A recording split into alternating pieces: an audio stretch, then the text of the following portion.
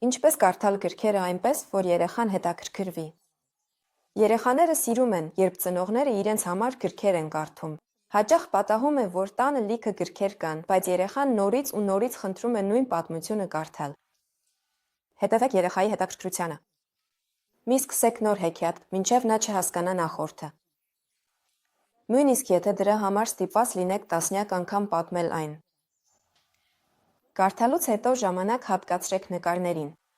Դիպեք դրանք երեխայի հետ և հարցրեք, թե ինչ է նա տեսնում։ Որ հերոսներն են այստեղ պատկերված։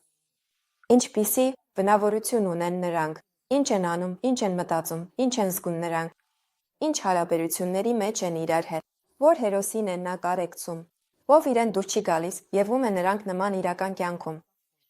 Պատմեք նաև ձեր տպավորությունների մասին կարդացածից։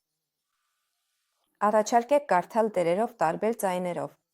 Սիրելի հերոսներին կարելի է նկարել և կախել շրջանակի մեջ։